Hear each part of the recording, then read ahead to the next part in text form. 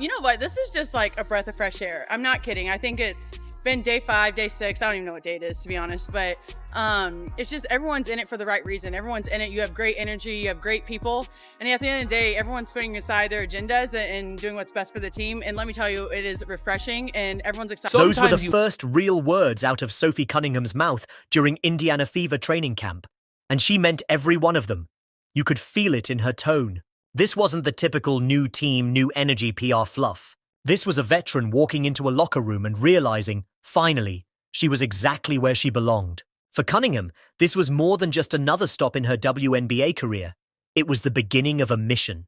And whether the league was ready for it or not, Sophie was here to deliver a message. Sometimes you need one of those players on your team. You need one of those enforcers. Every good player, by the way. Every good player, every good team that is a super duper star. Most of the time have enforcer level. Message. Nobody takes cheap shots at our players. That stops now. Remember when Angel Reese and Kennedy Carter thought they could bully Caitlin Clark without consequence? Remember when defenders could knock Clark to the floor, throw sneaky elbows, or deliver shoulder checks mid-transition and get away with it? That era is over, spectacularly. Because Caitlin Clark, the most hyped rookie in the history of the WNBA, finally has something she didn't have last season, an enforcer. She has a teammate who won't just set hard screens or talk trash. She'll physically defend her space, send messages the old school way, and build a culture where bullying won't be tolerated. That enforcer going on right now. Caitlin Clark says she got cheap shotted against the sky. I mean, throughout the season, she's been getting beat up. Hard screens, elbows, not tolerated. Oh, I see. That enforcer is Sophie Cunningham. From the moment Caitlin Clark stepped onto a WNBA court, you could feel the shift. The hype was off the charts. The arenas were sold out. ESPN was broadcasting preseason games. It was a new era. But for some players, that hype created resentment. Suddenly, Clark became the target, not just metaphorically, but literally. The numbers don't lie. 17%. One rookie. In a league full of grown women, elite athletes, and hardened veterans, and somehow Clark took 1/5 of the league's most dangerous fouls.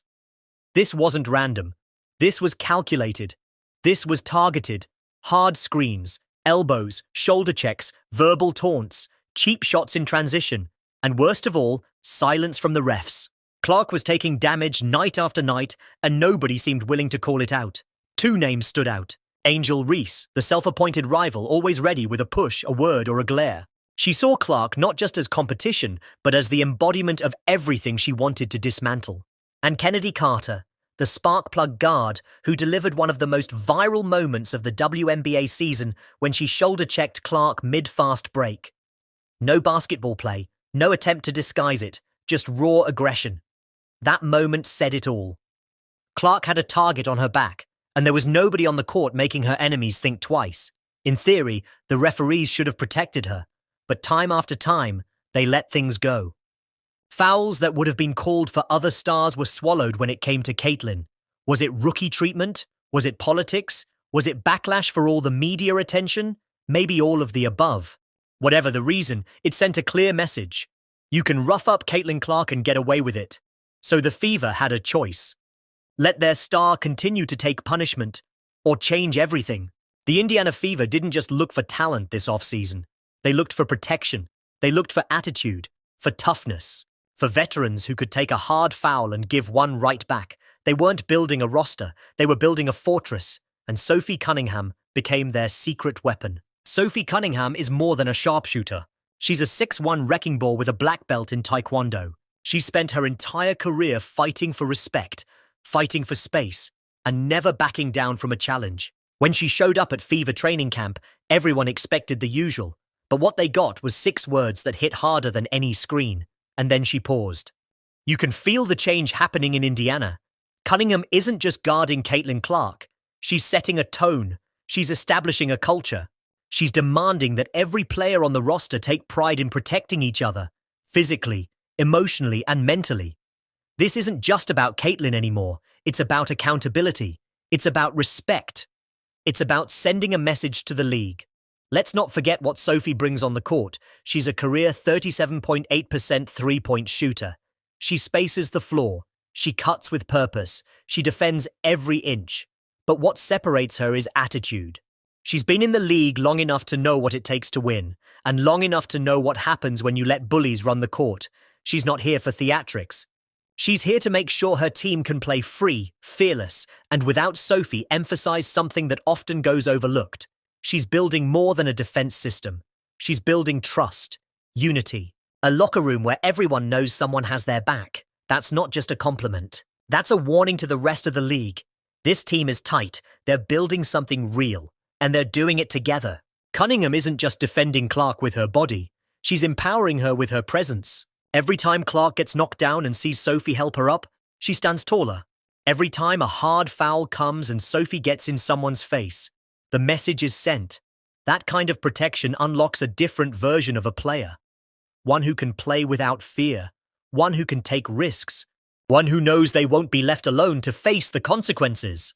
With Sophie Cunningham, Natasha Howard, Kelsey Mitchell, and Aaliyah Boston, the Fever aren't just talented. They're tough. They're physical. They're experienced. They're here to win, not just survive. And with Caitlin Clark orchestrating the offense, this team might be the most dangerous young roster in the WNBA. But don't get it twisted. They're not just here for highlight plays. They're here to defend each other, to set a tone, to bring the fight to anyone who thinks they can push them around. Sophie Cunningham didn't just suddenly become tough. She's always been that way. From her college days at Missouri, she was known for mixing physicality with perimeter shooting. Opposing fan bases booed her, opposing players tested her, but Sophie never backed down. She built her brand on intensity.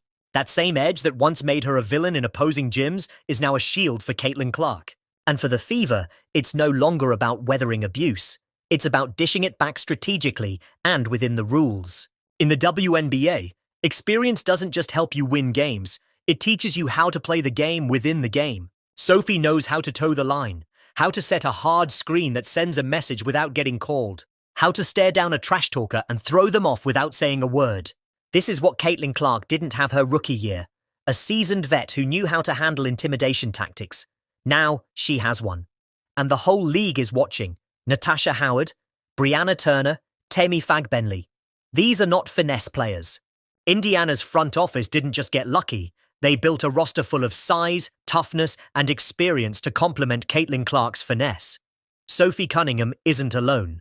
She's the loudest voice, the clearest message, but she's part of a wall being built around Indiana's future. Last year, Clark got hit without response. This year, if you hit Caitlin, you'll get hit back. For years, the WNBA had unwritten rules about how to treat rookies, especially hyped ones. Many vets believed in humbling them, making them earn respect. Caitlin Clark's presence challenged those norms, and the response was often ugly. But Sophie Cunningham's presence signals a shift. The Fever are writing a new unwritten rule. If you target one of ours, we will not stay silent. That's the culture Sophie is enforcing now, literally and figuratively. Cunningham's impact beyond the court.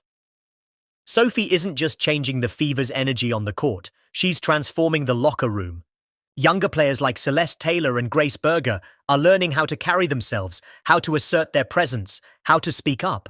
Sophie isn't just showing them how to be physical, she's showing them how to be fearless. That impact will last long after any one game or season. Steps up with Caitlin Clark. Drawing millions of eyes to every Fever game, the pressure isn't just on Clark, it's on her teammates too. But Sophie Cunningham thrives under pressure. She's been booed, mocked, and even ejected, but she never loses focus. That's the kind of presence Clark needs beside her, someone who's not afraid of the spotlight, but knows how to use it. Cunningham isn't. It didn't take long for WNBA insiders, reporters, and analysts to pick up on Sophie's tone. Her quotes went viral. Her attitude resonated.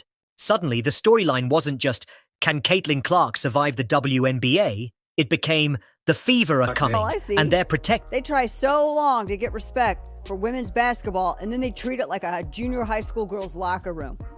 Junior high school girl antics on the court. And they're protected now. Sophie's message sparked a shift in narrative. Instead of pity for Clark, there's a growing respect for Indiana's fight. And Sophie lit that fuse. Opponents are already adjusting. In preseason scrimmages and training camp footage, one thing is clear. Opponents aren't being as reckless with Clark anymore. Why? Because Sophie is always there, watching, waiting, ready to respond.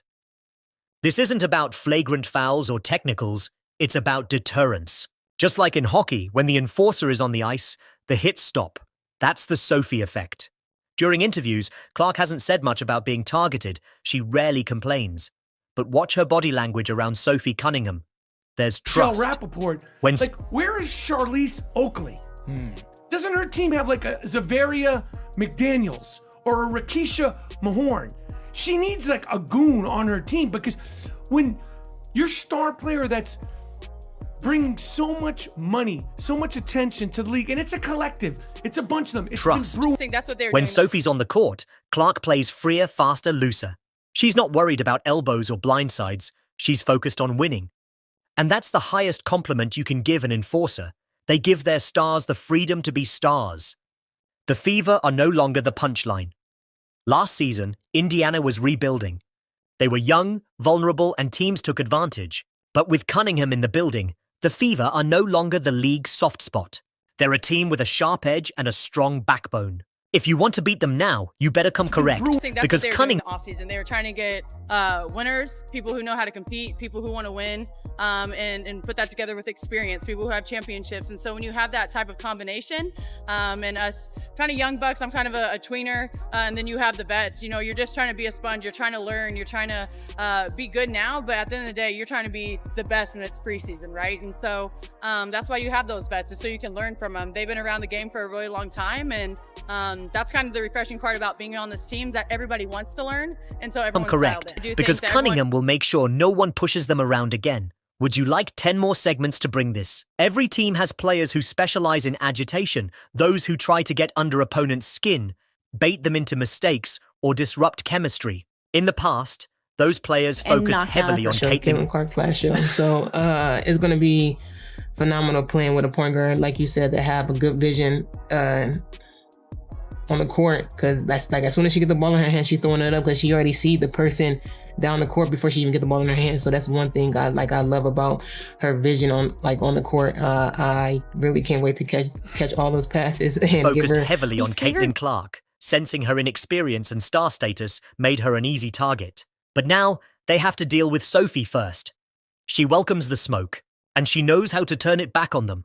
Sophie isn't just protecting Clark, she's absorbing the chaos that used to fall on her. You're 7, and I did not believe people when they're like, hey, when you get old, you're going to know. Boy, I think I'm starting to get old, and I hate saying that. But no, it's just, we play fast, right? We're going to be quick. We're a run and gun. We're a shooting team. But with that, you got to get your cardio up. With that, you have to play fast but play smart. And so there's a fine line between that, and we're all trying to get that. There's a lot of people here, a lot of different rotations. A lot of people that you haven't played with before, so you have to know where they want the ball, when they want it, their rhythm, their style of play. And so a lot of people are learning, but it's fun, right? Everyone's excited to be here. Everyone's working hard. We've had 3 really, really good. What's that chemistry building process been like, especially off the court? Yeah. Since you guys are all now in market. You know, I don't even want to sound like this, but it's been easy. It's been easy because you have really, really great people here that want to be a part of something special. And so they're not only phenomenal athletes, but they're phenomenal people. They're out in the community. They do what's right. I don't know, we're just good stewards. And so when you're around those types of people, it's refreshing. And when I say this, I'm truly happy to be here, because it hasn't been like this. I do think that everyone knows that we have something special here. I think a lot of teams have a lot of teams that are special, a lot of rosters that are special, but can you put it together? Can you put aside your agendas? Can you come into work every single day when you're tired, when you're sore, and still get something done and stack the days? And that's what we're doing. Today was tough. You know what I mean? Like, we've been going for a long time. They haven't been, this is not an easy training camp, I'll tell you that, but I think we're going to be better for it. And I think if you ask anyone, everyone kind of just feels that nice energy. To fall on her. The Fever's identity has a face now. Aaliyah Boston is the foundation. Caitlin Clark is the star. But Sophie Cunningham, she's the attitude. The Fever now have a clear identity. Skilled, confident, and not afraid to fight for every inch. Cunningham gives that identity a face. Gritty, vocal, unshakable. She's the voice that gets them in huddles. She sees the Indiana Fever putting Sophie back in that 3 position, so she sees her having like more of a breakout season than she'd had at the Mercury, having to play a position that wasn't exactly natural to her. But watching the footage, it's kind of crazy, because I see Sophie Cunningham now as being able to play the 1, the 2, the 3, and, you know, with her experience over Mercury, the 4. Sophie Cunningham at the 1 as the point guard, you're crazy, you say. But no, see Sophie just coming in for a few minutes a game and, giving Caitlin Clark a rest or anybody else a rest, starting at the 1, migrating over to the 2, whatever. She seems to be able to do it, and she isn't looking bad while doing it. She's confident. She's hitting her targets cross court, and there is more footage showing her spotting up so she can still go over to the 2, to the 3, to the 4 even, spot up at the wing and knock gets them down in a push. huddles. The glare that sends a message to opponents. The player who transforms a team from likable to dangerous. It's almost poetic. The same player once hated by opposing crowds is now loved by Fever fans for the same reasons. Sophie Cunningham didn't change. The Fever depth without training camp rookie contracts. At the 1, Caitlin, Sophie, Sid, Kelsey. At the 2, Kelsey, Lexi, Sophie, Caitlin. At the 3, DB, Lexi, Sophie. At the 4, Flash, Bree, Dantas, DB, Sophie. And at the 5, AB, Dantas, Bree, and Flash. Don't see didn't Sophie. Change. Her role did. She's still the disruptor, still the agitator, but now her fire is directed toward protecting a young superstar and anchoring a rising team. From villain to guardian, Sophie's evolution might be one of the most important stories of the Fever's rise, and one of the most overlooked in the WNBA.